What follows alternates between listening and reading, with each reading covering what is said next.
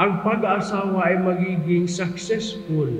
Ito ay sa pamamagitan ng pag-uusap at tamang pakikinig. Dahil kayo ay iisa sa damdamin at isipan, lahat ng bagay na inyong gagawin ay dapat pinag-uusapan. Ang desisyon ng isa ay dapat desisyon ng dalawa. Marjorie, bukal ba sa iloob ang iyong pagparito upang makaisang dibdib si Raymond na iyong pagkamamahalin at paglilingkuran habang buhay? Opo, Father. Raymond, bukal ba sa iyong loob ang iyong pagparito upang makaisang dibdib si Marjorie na iyong pagkamamahalin at paglilingkuran habang buhay? Opo, Father.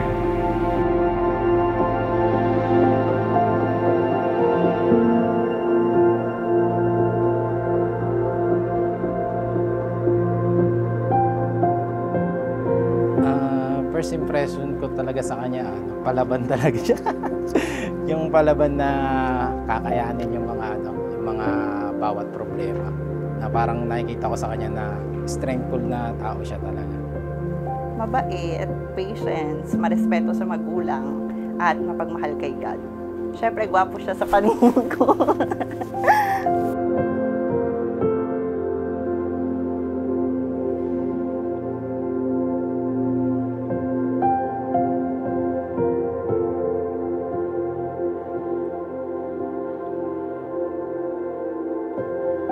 Siya na yung pinag-pray ko kay Lord na makasama ko pang habang buhay.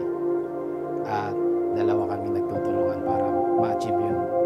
At ngayon, dahil sa proseso na mindset namin, since day one, proseso talaga, ganito, ganyan, nakarating kami rito. Ito na yung umpisa ng bagong chapter ng buhay namin.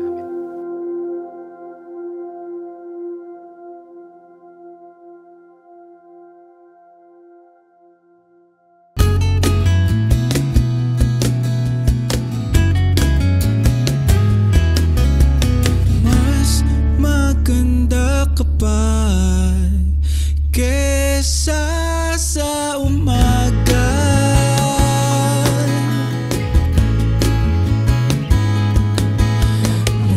Naging mag-close kami, friends. Tapos, ang ganda ng pananaw niya sa buhay. Nag-umpisa yun nung OG restaurant kami. Doon ko napansin na habang kumakain kami, napansin ko yung mata niya, yung ngiti niya. Sabi ko, ay, ang ganda pala nito, ang cute pala nito. kung kaya ko lang sabihin, kung kaya ko lang aminin, hindi kita sasayangin. Di, thank you sa lahat ng sacrifices mo, and then yung mga plans natin na maging married ay natupad na din. Lagi lang mag-pray kay God, and naniniwala ako sa mga plans mo and sa mga plano natin. Yun lang. I love you.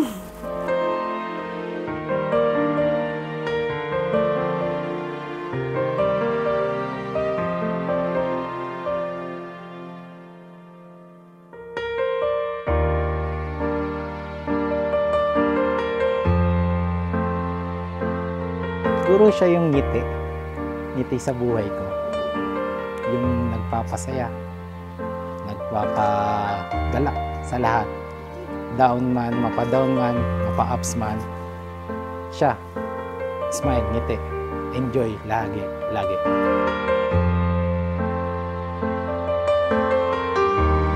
Patience talaga. Kasi tapos mahal niya yung family ko. Siya yung nagtuturo sa akin na mas mahalin yung family. Mas malapit ako sa family. Tsaka kay God. Pagkakakaya.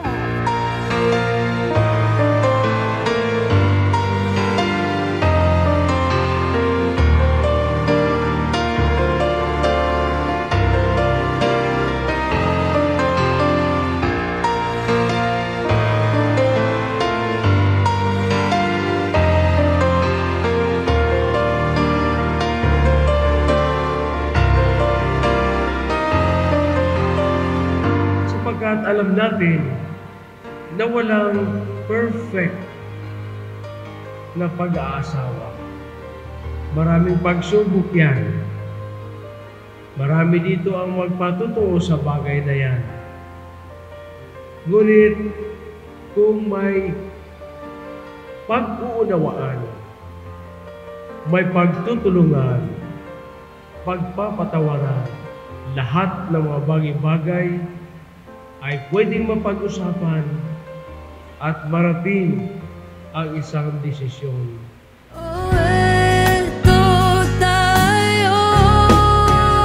Sa huli, palagi babalik pa rin sa yakap mo hanggang sa Lagi mo lang tatandaan na ngayong magiging mag-asawa na tayo ay pagkakaingatan kita, papahalagahan at uunawain sa lahat-lahat. Maging kalungkutan man, kasiyahan, nandirito ko lagi sa tabi mo. Muli, maraming salamat at congratulations to us. Mahal na mahal kita, Mami. I love you so much. sa pagdating ng ating pilak at ginto. Diamante may abutin, ikaw pa rin Aking bituin, nagtatangi kung dalangin kung sa huling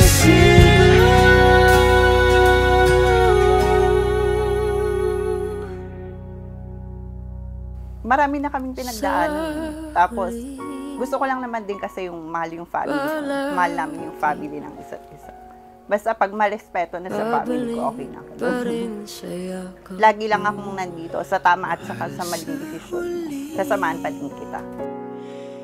palagi pipiliin kong maging sa'yo.